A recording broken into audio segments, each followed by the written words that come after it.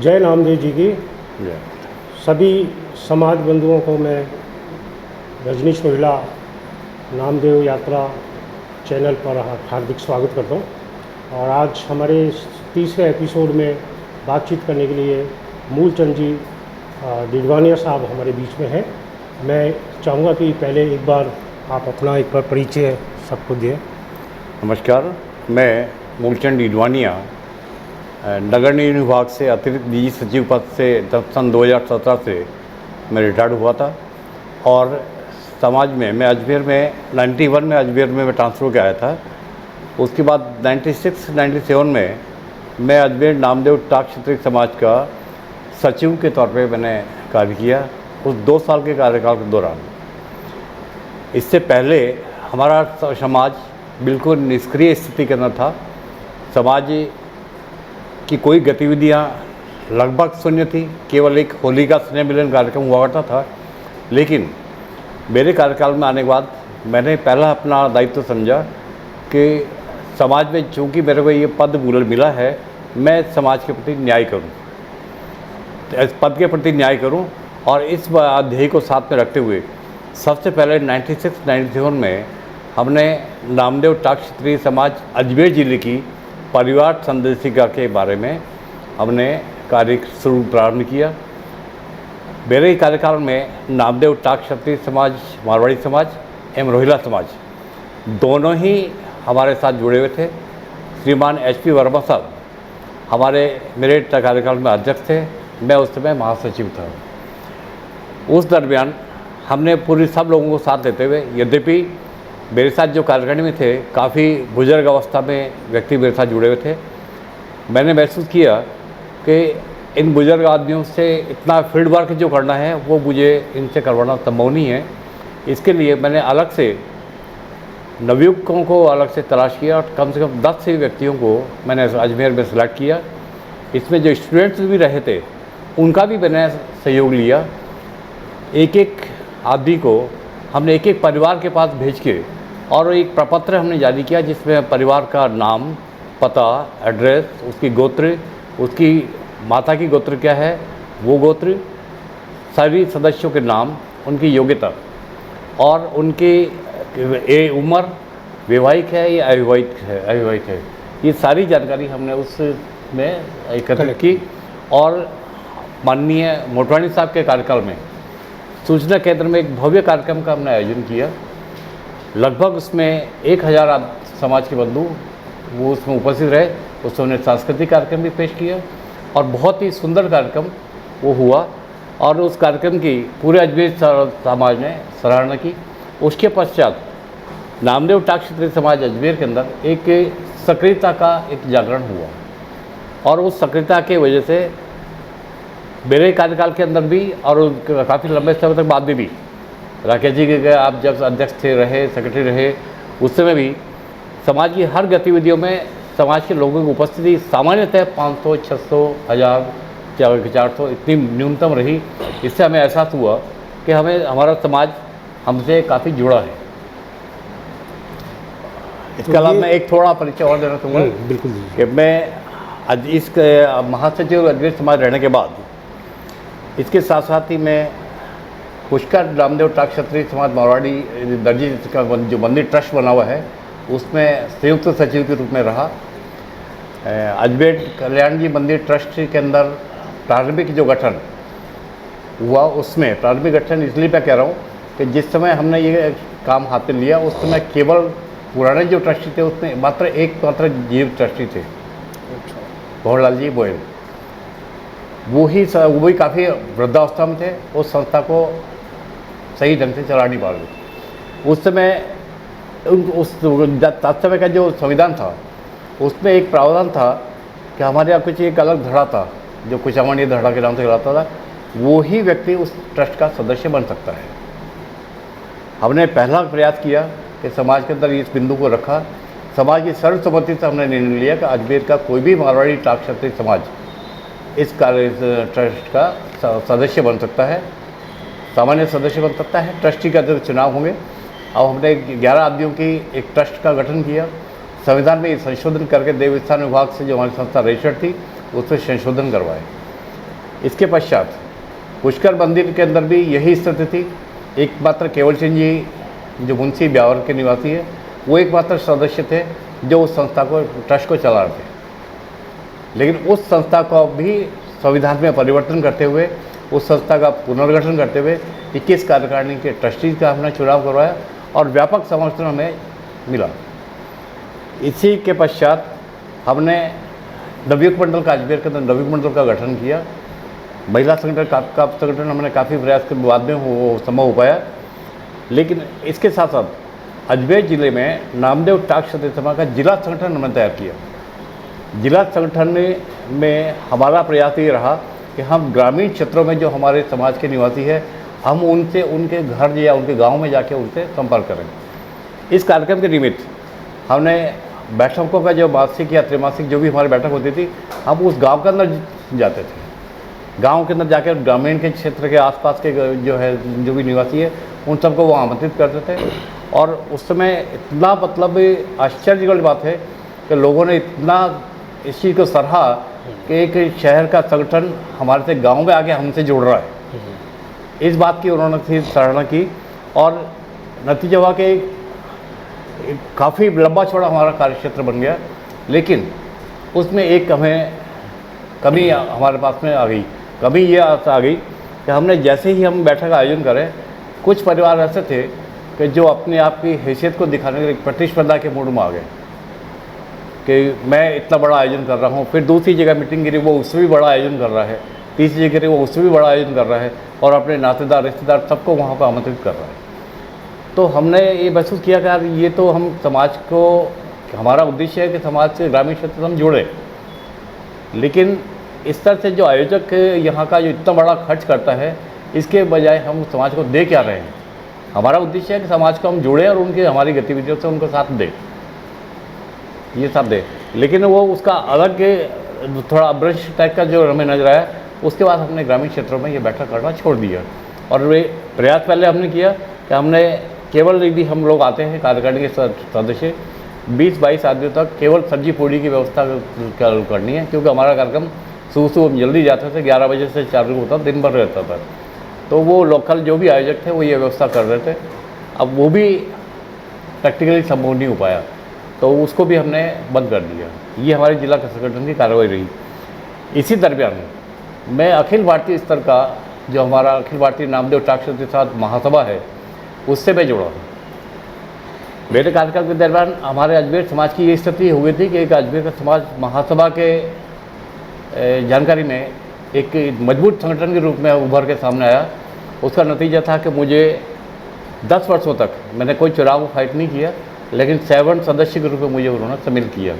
और सम्मिलित करने के बाद पहली बार में कार्यकाल में मैं केवल सदस्य के रूप में रहा। दूसरे कार्यकाल में समाज के अंदर विभिन्न उद्देश्यों से 23 कमेटियाँ बनी हुई थी, जो अलग अलग संगठनों की अलग अलग समाज की कार्रवाई के बारे में कमेटियाँ बनी थी। तो उस कमेटियों को कोऑर्डिनेट करना, उनसे काम लेना, उनकी प्रोग्रेस रिपोर्ट लेना और महासभा के सामने पेश करना, ये दायित्व मेरा रहा। उस दरमियान भी मैं काफ़ी अच्छा उस रूप में सक्रिय रहा और काफ़ी रहा। इस कार्यकाल 5 साल के कार्यकाल के बाद मैं हमारे समाज के जो एक संगठन मंत्री और जो उसके हमारे सहयोगी थे 6 सहयोगी मंत्री, तो मैं मुख्य संगठन मंत्री पद के ऊपर महासभा से जुड़ा रहा। तो ये मेरा कार्यकाल। भगवाने साहब ने जो अभी जानकारियाँ दी है समाज बंधुओं, इसमें एक महत्वपूर्ण जानकारी तो ये भी है कि पुष्कर में नामदेव जी महाराज का एक मंदिर है और एक धर्मशाला है। अगर आप कभी पुष्कर आते हैं तो वहाँ पे ठहरने का प्रबंध, बिल्कुल ठहरने का प्रबंध निःशुल्क व्यवस्था है वहाँ पे। निःशुल्क व्यवस्था है उसमें सोने करने का, इवन दैट आप खाना भी बनाते हैं तो उसके लिए बर्तन वगैरह भी हमारे पास उपलब्ध है। 100 सेट खाने के वहाँ पर उपलब्ध है। तो ये तो पूरे देश के समाज के लिए एक बहुत बड़ी बात है, बहुत बड़ी उपलब्धि की बात है ये। एक बात बताइए मूलचंद जी, आपकी क्या प्रैक्टिकल प्रॉब्लम्स आई है? जैसे ग्रामीण क्षेत्र में आप गए तो कुछ आपने स्थापित किया, लोगों से जुड़ाव करा, फिर आपको वहाँ पे ब्रेक करना पड़ा जैसा कि आपने बताया। तो व्यवहारिक समस्या क्या क्या है ये? व्यवहारिक समस्या मैंने आपके जैसे आपने बताया था कि जो आयोजक वहाँ का गवर्नमेंट एक मुख्य रूप से एक आयोजक सामने आता था, तो उस व्यक्ति ने मतलब वहाँ टेंट लगाना बड़े वो बृहद स्तर के ऊपर, और हलवाई को बैठा के काफ़ी 2-4 मिठाइयाँ बनाना, हलवा खाना बनाना, फिर अपने नातेदार रिश्तेदारों को भी सगे संबंधी और सबको बुला लेना, उनको बुलाना, और फिर उनको फिर चूँकि परिवार के अंदर सब नातेदार रिश्तेदार आए हैं उनको विदाई देना उनका एक सामाजिक दायित्व बन जाता था। मतलब वो एक विदाई का खर्चा करना, आर्थिक भार वाली आर्थिक भार हमें डालना, ये महसूस हुआ। तो हमने इस चीज़ को महसूस किया कि यार ये हमारा उद्देश्य नहीं है। हमारा उद्देश्य था कि हम गाँव के आदमियों से मतलब जुड़ें। आपका ये कहना है कि वो बढ़ चढ़ के कर रहे थे काम बढ़ चढ़ के कोई प्रतिस्पर्धा चल गई, एक गांव में हो रहा तो दूसरे गांव में जो मीटिंग कर रहे हैं वो उससे भी बढ़ के कर रहा है, उससे भी बढ़ के कर रहा है। तो ये चीज़ हमने महसूस की यार ये मेरे गलत संदेश जा रहा है इससे समाज में। तो इस संदेश को फिर रोकने के लिए हमने इसी गतिविधि हमें को बंद करनी पड़ी। जैसा कि अभी मैं लगातार अध्ययन कर रहा हूँ हमारे देश भर में फैले हुए समाज के बारे में, तो अलग अलग नाम से अलग अलग संगठन समूह ये सब मेरे को फेसबुक पर और दूसरे जो डिजिटल प्लेटफॉर्म है उन पर ये सब देखने को मिल रहा है। तो जब तक हम सब एकजुट नहीं होंगे, पूरे भारत का समाज जब तक एकजुट नहीं होगा, जब तक हम लोग हमारी जो राजनीतिक शक्ति है उसका भी प्रदर्शन नहीं कर सकते हैं, या हमारी सामाजिक ताकत का भी हम प्रदर्शन नहीं कर सकते हैं, और ना ही उसका उपयोग कर सकते हैं। क्योंकि हम ऐसे अगर कहीं पे हम किसी नाम से जाने जाते हैं, कहीं पे किसी नाम से, इसको लेकर आपका क्या सुझाव है? इसको आपने बहुत अच्छा प्रश्न किया। इस बारे में सभी प्रांतों में संगठनात्मक स्थिति के बारे में थोड़ा सा आपको प्रकाश डालना चाहूँगा कि सामाजिक गतिविधियाँ और समाज में एक जागृति, ये हर एक स्टेट में मेरा व्यक्तिगत अनुभव है कि ये कि शैशव काल कह सकते हो कि शैशव काल में है। हर स्टेट के अंदर अलग अलग मंच ऐसे खड़े हुए हैं और वो संगठन अपने काम कर रहे हैं। और हमारा प्रयास ये रहता है कि हम एक दूसरे के जो संगठन में यदि हमें आमंत्रित करते हैं हम उनके पास जाते भी हैं, कार्यक्रम भाग लेते हैं। हमारे यहाँ कार्यक्रम होता है, हमारा प्रयास रहता है कि हम उनको भी हम हमारे कार्यक्रम में जोड़ें। तो ये सबको एक मंच पर लाना, इस पर अभी समय लगेगा। और ये बात भी सच है कि हर स्टेट के अंदर अलग अलग संगठनों के अलग अलग नाम हैं। कुछ चिंपी लगाते हैं, कुछ रोहिला संगठन लगाते हैं, कहीं कश्यप समाज भी है, काकुत्स समाज भी है। यहाँ तक कि मतलब आपको ये सुनकर आश्चर्य होगा कि हमारे समाज में जो कायस्थ समाज में गोत्र होती है, श्रीवास्तव और सक्सेना, ये भी हमारे समाज के अंदर गोत्री उपलब्ध है। और अजमेर के एक रेलवे से रिटायर्ड मैं रामेश्वर लाल जी करके थे, कोई भी उन्होंने एक गोत्रावली तैयार की थी। उस गोत्रावली का मैंने अध्ययन किया, उससे मैंने देखा कि उसको वहाँ रोहिला और सक्सेना नाम गोत्र के रूप में दर्ज है। अच्छा। और मेरे कार्यकाल के दरमियान ही कि यूपी से प्रतापगढ़, यूपी के प्रतापगढ़ से एक व्यक्ति मेरे संपर्क किया, वो श्रीवास्तव थे। अच्छा। और यहाँ पुष्कर मंदिर में आए थे, मेरे घर पे भी आए थे, एक दिन मेरे साथ रहे और उससे मैंने वहाँ के यूपी के समाज के बारे में काफ़ी जानकारी ली। तो मुझे बड़ा आश्चर्य हुआ कि यार ये भी जो चीज़ कायस्थ समाज के अंदर जो चीज़ आज तक सुनता है, लेकिन हमने नामदेव समाज के अंदर जो जुड़ी है वो हमारे समाज के है। इसके बारे में थोड़ा प्रश्न भी मैं उस व्यक्ति से जानने की कोशिश करी कि भाई ऐसा आप सक्सेना और श्रीवास्तव और ये गोत्र हमारे समाज में नहीं होती है, ऐसा क्यों है? तो उन्होंने मेरे को थोड़ा सा प्रकाश डाला कि साहब हम लोग यूपी में जब माइग्रेट हुए तो कायस्थ मोहल्ला या जो भी क्षेत्र था उसके अंदर हम बस गए। अब चूँकि हम अपने आप को अलग से नहीं रहे, उनसे जुड़ाव रहे, तो हमने कायस्थ और श्रीवास्तव गोत्र लगाना शुरू कर दिया। अब उनके भी जो आगे जो परिवार के जो आगे जो संतति बढ़ रही है उसके अंदर वो गोत्र यथावत चल रही है। तो एक नई गोत्र कायम हो गई। ये आज का नहीं, बहुत पुराना इतिहास की बात है। और रामेश्वर जी रोहिला जो अजमेर के निवासी थे, मेरे ख्याल से वो पोस्ट ऑफिस से काम करते थे, मेरे को पूरा याद नहीं आ रहा है। अच्छा। लेकिन उन्होंने गोत्रावली उनके वो अलग कम से कम 25 साल 30 साल पहले 40 साल पहले उन्होंने गोत्रावली जारी की थी। वो गोत्रावली किताब मेरे पास उपलब्ध थी, लेकिन मैंने किसी को दी, उसके बाद मुझे वापस मेरे पास कलेक्ट नहीं हो पाई। उसमें श्रीवास्तव का ये सक्सेना गोत्र उसमें शामिल हो पाएगी। आपने डिडवाना साहब, आपने भी कुछ गोत्रों पे काम किया? आपने कुछ कभी? नहीं, मैंने इस बारे में नहीं किया, लेकिन हमारे अखिल भारतीय नामदेव टाक क्षत्रिय समाज में हमारे एक बहुत ही सक्रिय बुजुर्ग व्यक्ति थे, दीपचंद जी भाटी, लाडू निवासी। उन्होंने इस बारे में शोध किया और शोध में उन्होंने अलग अलग मतलब ये जो अपने हर तीर्थ यात्रा के जो स्तर पर हमारे समाज के जो पंडे हैं उन पंडों से संपर्क करके और क्या क्या गोत्र है वो वहाँ से उन्होंने सारा निकलवाया। यही नहीं किया, गोत्र तो ली, सूची बनाई उन्होंने। उसके बाद ये हमारा समाज की गोत्र कहाँ से उत्पत्ति हुई, उसका भी किस वंशज से उत्पत्ति हुई, चौहान वंशज से हुई या, क्योंकि हमारा समाज क्षत्रिय वंश समाज से जो है पैदा हुआ है, तो क्षत्रिय समाज कौन से राजा के टाइम से कौन सी गोत्र की उत्पत्ति हुई, यहाँ तक एक रिसर्च का एक पुस्तिका निकाल दी। और दीपचंद जी ने इस क्षेत्र में बहुत बड़ा कार्य किया। हमारे उस समय काफ़ी व्यस्त महासभा का जो भी सक्रिय करने के लिए हमारे भूतपूर्व जो भी अध्यक्ष रहे, लेकिन गुलाब सिंह जी वर्मा जी जो महासचिव लंबे समय तक रहते, उन्होंने बहुत काम किया और आजीवन उन्होंने समाज के उत्थान के, समाज के साहित्य के बारे में, समाज के शोध के बारे में बहुत लंबा काम किया। अनेक पुस्तकें उन्होंने प्रकाशित की। अगर पूरे देश भर की हम बात करें, चर्चा करें, तो आपको क्या लगता है कितने से कितने गोत्रों की संख्या हो सकती है? जैसे 1000 से 5000, 1000 से 10,000, या एक क्या आपका क्या आइडिया लगता है, अनुमान क्या बनता है? हमारे समाज की जो महासभा ने और रामेश्वर लाल जी ने जो गोत्रावली की सूची जारी की थी, उस सूची के अंदर भी लगभग 600-700 गोत्र तो हमारे राजस्थान और हमारे जो शोध का है उस क्षेत्र में जानकारी है। लेकिन उसमें मैंने महसूस किया, एमपी के अंदर मेरा संपर्क हुआ, मेरी पुत्री का विवाह एमपी में हुआ, वहाँ संपर्क हुआ, वहाँ कुछ गोत्र ऐसी मिली जो हमारे यहाँ कहीं सुनने में भी नहीं आती, जैसे काकोरिया, ये गोत्र हमारे यहाँ के आसपास नज़र भी नहीं आएगी, लेकिन है हमारे समाज के। इसी तरह मैं एक बार दाहोद के पास एक क्षेत्र है जाबुआ, वहाँ भी एक मेरा विवाह में जाना हुआ। वहाँ ये एक कोई मतलब रामदेव जी को नहीं फॉलो करते, लेकिन एक दूसरे संत है उनको फॉलो करते हैं, लेकिन वो भी नामदेव दर्जी है, वो भी दर्जी है, वो भी नामदेव दर्जी है। तो ये अलग अलग क्षेत्रों में अलग अलग है। अब इनको सबको एक मंच पर लाना, इनको साथ जोड़ना, ये काफ़ी लंबा प्रयास हर संगठन को पहले करना पड़ेगा। अब कोशिश ये है हर प्रांतों में जो स्टेट कार्यरत है वो सब इन सब चीज़ों में सक्रिय है, वो कर रहे हैं। वो एक बार सक्रिय होकर इन सूचनाओं को इकट्ठी करें। हमारा भविष्य में प्रयास रहेगा कि उन सबको हम आइसोलेट इकट्ठा करके एक, जो मुझे लगता है, जो मैंने अध्ययन किया, तो मेरे को इसमें ये व्यवहारिक बात समझ में आ रही है, समस्या समझ में आ रही है कि जैसे जो राष्ट्रीय स्तर के मंच बन रहे हैं, हर प्रदेश में 4-5 अलग अलग राष्ट्रीय मंच हैं। तो मध्य प्रदेश में भी है, हरियाणा में भी है, गुजरात में भी है, महाराष्ट्र में भी है, उत्तर प्रदेश में भी है। तो ये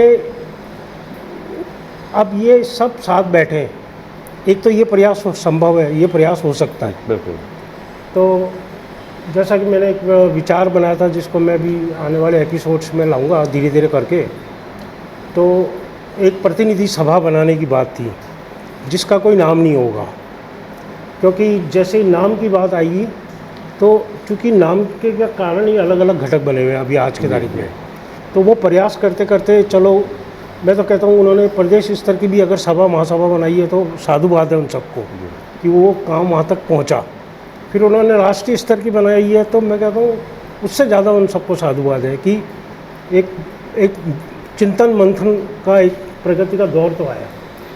अब ये जितने अलग अलग जो इकाइयाँ हैं हमारी, कोई किसी भी नाम से हो, कोई टाँक हो, कोई दर्जी हो, कोई क्षत्रिय हो, शिल्पी हो, शिल्पी हो, जो भी कुछ है, तो ये सब कैसे एक जाजम पे आएंगे? मैं इस बारे में थोड़ा सा आपको प्रकाश डालना चाहूँगा इसलिए इतिहास के बारे में कि मैं जब अजमेर समाज का महामंत्री था, उस दरमियान एमपी से एक प्रभा नामदेव करके के जो नामदेव जनित के पेपर निकालती है वहाँ पे, वो संपादक यहाँ अजमेर आई थी और उसने व्यक्तिगत प्रयास करके हमारे समाज के अलग अलग स्टेट में 30 संगठन बने हुए हैं, 30, उन सभी संगठनों के प्रतिनिधियों को वहाँ एमपी के अंदर बुलाया था। साथ साथ एक सामूहिक विवाह सम्मेलन भी कार्यक्रम के साथ 3 दिन का कार्यक्रम था। अजमेर से, राजस्थान से हम लोग करीब करीब रामगोपाल जी वर्णिया, वीरेंद्र कुमार जी, मैं, बाबूलाल जी और करीब 10 आदमी हम लोग यहाँ से एमपी में गए थे। जबलपुर में सम्मेलन आयोजन हुआ था। जबलपुर पे उस कार्यक्रम का संचालन भी का दायित्व भी मुझे ही सौंपा गया। वो 3 दिन तक कार्यक्रम का संचालन मैंने किया। वहाँ पे हमने तीसों समाज के संगठनों के एक नाम क्या रखा जाए, इसके बारे में हमने विचार लोगों से आमंत्रित किए। अब स्थिति ये थी कि 7,000 पब्लिक सामने बैठी हुई है। अब 7,000 पब्लिक को कैसे एक नाम मंच पर राय ली जाए, ये संभव नहीं था। तो हालांकि यद्यपि हमने एक बार पूरे समाज से राय परामर्श लिया कि साहब क्या संगठन का नाम क्या रखा जाए। सब लोगों ने अपने अपने क्षेत्र के हिसाब से अपने अपने नाम उन्होंने सुझाए और मतलब 30 स्टेट के 30 संगठन, ये तीनों ने 30 नाम अलग अलग नाम को सुझाए। अब इन सब को देखते हुए चूँकि मंच का संचालन, कार्यक्रम संचालन मेरे हाथ में था, मैंने उनको एक सुझाव दिया, यदि आप लोग सहमत हैं तो मैं सभी क्षेत्रवाद को एक तरफ रखते हुए केवल नामदेव समाज संगठन ये रखने का मैं प्रस्ताव करता हूँ। इस पर प्रस्ताव पे आपकी सहमति है या नहीं, आप हाथ खड़ा करके बताएं। आपको आश्चर्य होगा, 100% लोगों ने हाथ खड़ा करके उस संगठन को जो सहमति दी। तो मतलब आपका ये कहना है कि एक नामदेव जी के नाम पर एक सहमति बन सकती है। बिल्कुल, नामदेव जी के समाज में। हाँ, लेकिन जैसे कि उत्तर प्रदेश की तरफ जो संगठन बने हुए हैं, जो रोहिला क्षत्रिय लगाते हैं जी, तो वो नामदेव जी को नहीं मानते हैं। तो उनके एक पदाधिकारी का फ़ोन भी आया मेरे पास में और उन्होंने कहा कि भाई साहब आप रोहिला लगा रहे हो, आप नामदेव जी को मान रहे हो, कर क्या रहे हो। मैंने कहा भाई साहब मैं बचपन से ही नामदेव जी को देखता हुआ आ रहा हूँ, मैं नामदेव जी के बीच में ही रहूँ मैं। तो ऐसी भी स्थितियाँ आगे चल के देखने को मिल सकती हैं। ये जो आपने कहा दृष्टिकोण है एक सीमित क्षेत्र तक हो सकता है। इस बारे में मैं थोड़ा सा आपको प्रकाश डालना चाहूँगा। दिल्ली के अंदर हमारा रोहिला नामदेव क्षत्रिय समाज का एक संगठन ट्रस्ट बना हुआ है। अच्छा। जो अपने चांदनी चौक के अंदर गुरुद्वारा है, उसके पास हमारा संगठन का भवन बना हुआ है। अच्छा। बाकायदा ट्रस्ट है हमारा बना हुआ। उस ट्रस्ट के अंदर रोहिला नामदेव के नाम से, और वहाँ वो संगठन भी पहले थोड़ा कुछ निष्क्रिय था। हाँ। अभी वर्तमान में ये जानकारी में आ रहा है कि वो काफ़ी सक्रिय हुआ है। अच्छा। और वो भी उनका प्रयास भी है कि अखिल भारतीय स्तर पर हम एक मंच रखें। और सामान्यतः लोगों का ये दृष्टिकोण है कि वही अखिल भारतीय स्तर पर दिल्ली में जो मुख्यालय है ट्रस्ट है, वो ही सबसे बड़ी संस्था है। उससे हर स्टेट अभी तक जुड़ा नहीं है, अभी जुड़ा नहीं है, लेकिन धीरे धीरे जुड़ रहा है। जैसा कि आपने अभी डिडवानिया साहब को सुना है, तो इनका ये निष्कर्ष है इनका, मतलब जब ये मध्य प्रदेश गए थे और 3 दिन ये जैसा कि इन्होंने कार्यक्रम का संचालन किया और वहाँ पे जब इन्होंने नाम मांगे, वहाँ पे जितने भी लोग आए हुए थे, संख्या 7,000 बता रहे हैं ये, तो वहाँ पे जब इन्होंने नाम मांगा तो 30 अलग अलग संगठनों के 30 अलग अलग नाम आए और फिर इन्होंने एक प्रस्ताव वहाँ पे रखा कि अपन एक काम करते हैं कि नामदेव समाज संगठन बनाते हैं और इस नाम से बनाते हैं। तो लगभग सबकी सहमति उनको मिली, तो उससे ये इस निष्कर्ष पर पहुँचे कि नामदेव जी महाराज के नाम पर पूरे देश भर के जो नामदेव जी को मानने वाले लोग हैं वो एक स्थान पर आ सकते हैं। तो ये डिडवानिया साहब थे। और बताइए आप। एक अभी वर्तमान में जो हमारे शहर के अंदर जो भी संगठन या जिला में जो भी संगठन है, उन संगठनों में से अभी हमने कोशिश की कि अब चूँकि हम विभिन्न पदों पर रह चुके, हम आने वाली नई पीढ़ी को मौका दें, नए आदमियों को मौका दें। तो इसलिए हम सभी पदों से अलग करते हुए हम नए आदमियों को कार्यकारिणी में आगे लाए। वो भी बहुत अच्छे कार्य कर रहे हैं। और अब चूँकि हमारे केसी टेलर साहब, सत्यन जी डाडिया साहब जी और राकेश जी, हमारी जो टीम ने, हमने ये महसूस किया कि हमारा समाज ठीक है, सामाजिक गतिविधियों में अलग ये रूढ़िवाद है या गोत्र संचालन है, ये वो अलग अलग क्षेत्रों में काम कर रहे हैं जी। लेकिन एक हमने महसूस की कि हम परिवारों को एक समाज कल्याण या जनहित के तौर पे जो मतलब निर्धन तक वर्ग है हमारा समाज का, जो गांव तक बिल्कुल निर्धन है, आर्थिक सहायता की आर्थिक स्थिति की वजह से जी वो आगे नहीं बढ़ पा रहा है, तो हम उनको हमारे साथ जोड़ें और उनको किसी न किसी रूप में उनको आर्थिक सहयोग दें। और इस उद्देश्य से मतलब ये दैट विधवा भी हमारी विधवाएँ हैं गाँव में, कई ऐसे परिवार हैं जिनका बच्चे उनका पालन पोषण नहीं करते हैं, वो इकलौती महिलाएं हैं, उनको अपना खर्च निकालना करना तकलीफदेह काम होता है। तो हमने इन सब उद्देश्यों को ध्यान में रखते हुए एक नामदेव टाक क्षत्रिय जन सेवा संस्थान अजमेर का संगठन हमने यहाँ खड़ा किया। उसमें मैं वर्तमान में महासचिव के पद पर काम कर रहा हूँ। केसी टेलर साहब संरक्षक है, सत्यनारायण जी डाडिया अध्यक्ष हैं, राकेश कुमार जी ऊंटवाल वर्मा जी आप हमारे कोषाध्यक्ष हैं। तो इसके अलावा 11 आदमी और हमारे संस्थापक सदस्य जुड़े हुए हैं संस्थापक सदस्य के तौर पर जुड़े हैं। और हमने प्राथमिक तौर पर हम सभी ने एक निश्चित राशि को इकट्ठा करके इस ट्रस्ट को हमने प्रारंभ किया जी। और उसके पश्चात देवस्थान विभाग से राजस्थान सहकारी विभाग से सोसाइटी एक्ट के तहत हमने उसका पंजीयन भी करवाया जी। पंजीयन हमारा सभी इस संस्था का हमारा उद्देश्य ये रहा कि हम समाज के ज़रूरतमंदों को आर्थिक सहायता पहुंचाएं, समाज के प्रतिभाशाली निर्धन छात्र छात्राओं का उत्थान के लिए प्रोत्साहित करें, उनको छात्रवृत्ति दें, उनको आर्थिक सहायता भी दें। ज़रूरतमंद पात्र समाज बंधुओं को चिकित्सा सहायता, कई ऐसे परिवार हैं कि जो अभी ऐसा होने के कारण तो अपनी स्वास्थ्य का इलाज पूरा नहीं कर पाते, उनको भी हम ट्रस्ट के हमारे यथासंभव हमारे बजट के हिसाब से उनको भी आर्थिक सहायता देना। प्रतिभावान छात्रों को सम्मान करके उनको पुरस्कृत करना। बुजुर्ग, असहाय, अपंग, अपाहिज ऐसे व्यक्तियों को भी हम आर्थिक सहयोग, जो ज़रूरतमंद हैं उनको हम सहयोग दें। सामूहिक विवाह में कई ऐसे परिवार सामूहिक विवाह, जो हमारे समाज के विभिन्न संगठन सामूहिक विवाह आयोजन करते हैं, लेकिन उनका पंजीयन शुल्क होता है 11,000 21,000 रुपये, वो भी जमा करने की स्थिति में नहीं है। इसमें भी हमने हमारी ट्रस्ट ने निर्णय लिया कि हम वो सहयोग राशि हम ट्रस्ट हमारा उसको पे करेगा और उसको सहयोग देगा जी। ज़रूरतमंदों को, विद्यार्थियों को कोचिंग के लिए तैयार करना, उनको हॉस्टल फीस जो देते हैं वो हमारी संस्था के फंड के हिसाब से रियम्बर्स पुनर्भुगतान करना, ये सब गतिविधियां हमने की। इसमें पहला वर्ष ये हमारा संगठन ने इस साल दूसरा सत्र प्रारंभ होने जा रहा है। पहला हमने शुरुआत करते ही हमने 26/10/2024 को एक कार्यक्रम का आयोजन किया।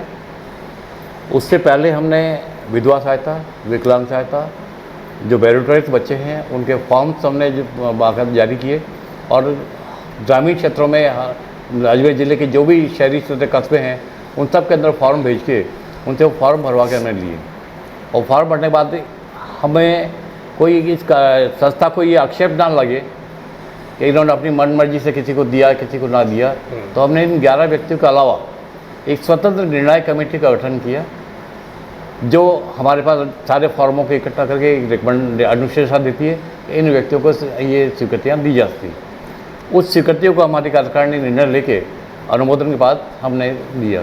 तो पहला कार्यक्रम हमारा 26/10/2024 को अनुदान वितरण का आयोजन किया गया, जो कि एक चीज़ मैं और आपको थोड़ा बताऊं कि यदि विधवा सहायता या किसी निर्धन छात्र को हम वहाँ मतलब जो सहायता दे रहे हैं, हमारा सोचना ये था कि हम उस व्यक्ति को उस कार्यक्रम में नहीं बुलाएंगे। उसका कारण पृष्ठभूमि उसके पीछे ये है कि मतलब एक हम सहयोग करना है और सहयोग करना है, लेकिन हमें उसका प्रचार है। प्रसार नहीं करना है कि किस व्यक्ति को क्या सहयोग दिया, या उसको ऐसा महसूस नहीं हुआ व्यक्ति को कि साहब मुझे मतलब समाज के सामने दिया, या वो कुछ जलाल महसूस नहीं करे। तो हमने कहा कि हम आपके अकाउंट नंबर लेते हैं, अकाउंट नंबर में सीधा हम जो राशि स्वीकृत करेंगे आपके खाते में ट्रांसफर हो जाएगी। इसमें हमने पहले प्रयास के अंदर मेधावी निर्धन 19 छात्रों को छात्रवृत्तियाँ दी, तो जो कुल मिला के 20,800 रुपये जारी किए हमने। विधवा सहायता की 24 महिलाओं को 2,000 रुपये प्रति महिला के टोटल 48,000 रुपये की हमने आर्थिक सहायता दी। ये इसके तो इसी वर्ष में 10/3/2025 को भी एक हमने होली स्नेह मिलन का कार्यक्रम रखा। उसमें भी और हमने आवेदन पत्र किए, जो पहले कोई फॉर्म हमारे पास आने से रह गए उनसे और उनको लेके उनको भी हमने फॉर्म दिया। अब इस वर्ष से हमारा नया सत्र शुरू होने जा रहा है। हम बहुत जल्दी हमारी कार्यकारिणी की बैठक करके और निर्णय लेकर फिर से फॉर्म हम कॉल करेंगे। जो फॉर्म गत वर्ष हमारे पास आ चुके हैं, हम व्यक्तिगत रूप से उनको फॉर्म उनको भेजेंगे, उनको व्यक्तिगत रूप फॉर्म भेजेंगे डोर टू डोर, और आप फॉर्म को उनसे फिलअप करा के जो भी हमारे पास फॉर्म आएंगे लास्ट डेट तक, हमारा प्रयास रहेगा कि हम लास्ट डेट के बाद भी कोशिश करते हैं कि आ जाए तो आज हम रिटर्न करें। तो ये हम कार्यक्रम कर रहे हैं।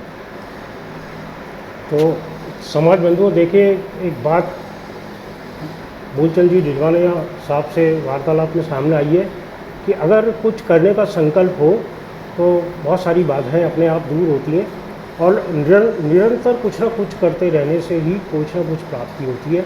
ये जो संगठन इन लोगों ने तैयार किया अजमेर के अंदर, और अब ये जो राष्ट्रीय स्तर पर जो कोशिश कर रहे हैं, तो निश्चित तौर पे ये आने वाले समय के लिए एक बहुत ही ठोस और बहुत ही महत्वपूर्ण कदम पूरे भारत के नामदेव समाज के लिए होगा।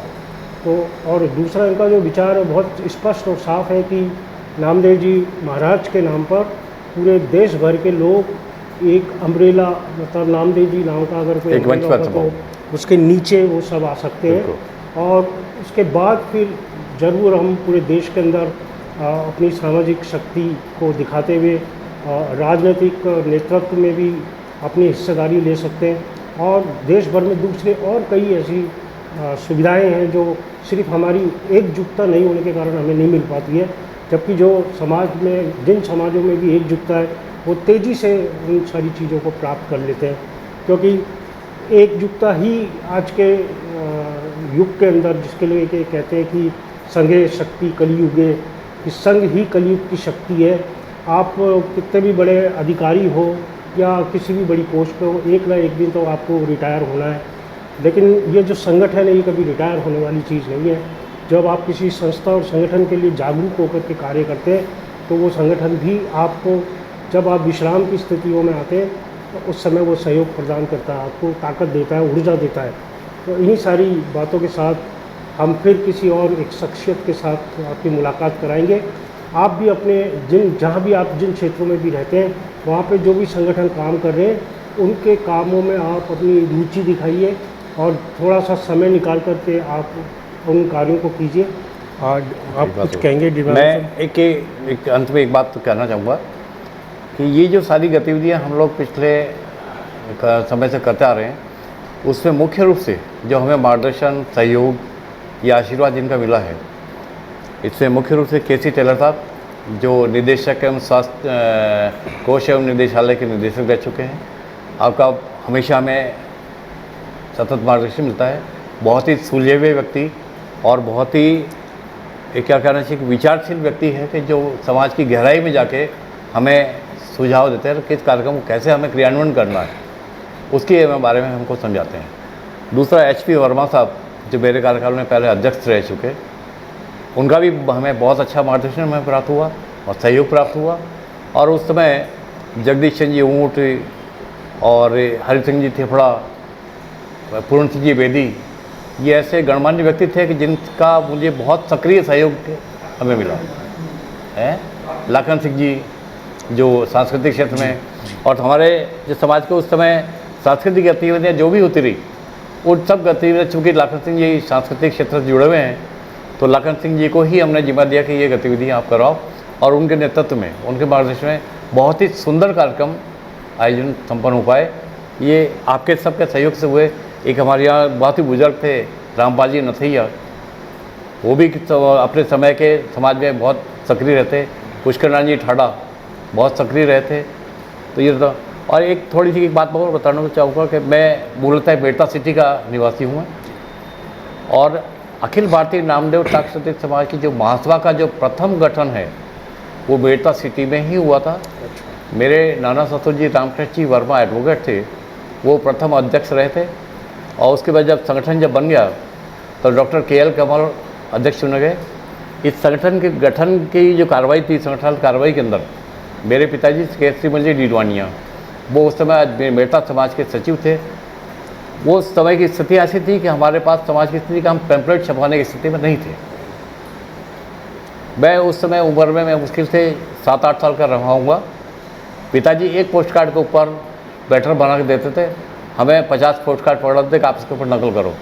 हमने उस स्थिति से समाज को किया, उस स्थिति को समाज से सबको लोगों को आमंत्रित करके हमने मतलब बेड़ता समाज ने अखिल भारतीय नामदेव टाक क्षत्रिय सभा का गठन किया।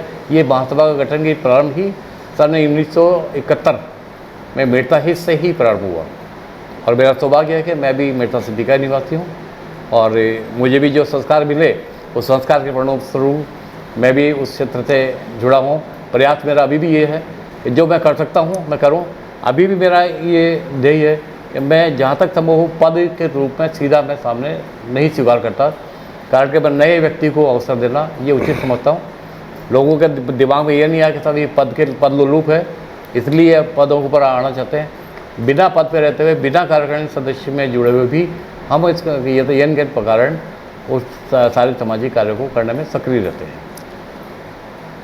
तो समाज बंधुओं, ये थे हमारे मूलचंद जी डिडवाने साहब, जो निरंतर प्रयासरत है समाज को आगे ले जाने में, दिशा देने में, गति देने में, और पूरा जीवन इन्होंने इसमें निकाला है। और जैसा कि इन्होंने बताया कि इनके जो पिताश्री थे वो भी सामाजिक कार्यों में बहुत ही एक्टिव थे, और उस दौर में, जिस दौर में आर्थिक प्रबंध नहीं था, और जैसा कि इन्होंने जानकारी दी कि ऐसा दौर इन्होंने देखा है जब ये 5-7 साल की उम्र में थे, जब पम्पलेट छपवाने के भी पैसे कलेक्ट नहीं हो पाते थे। तो इससे हमारी आज की पीढ़ी को समझना पड़ेगा कि किस तरह से ये समाज को किन परिस्थितियों के बीच में से यहाँ तक लेकर के आए हैं। और मैं आप सभी लोगों से एक बार फिर ये अनुरोध करूँगा कि आप इस चैनल को लाइक कीजिए, सब्सक्राइब कीजिए और अपने सभी मिलने वालों तक आप पहुँचाइए। हम एक बड़े विचार के साथ इस चैनल को चलाना चाहते हैं, जिससे पूरे भारतवर्ष का समाज एक जगह एकजुट होकर आ सके।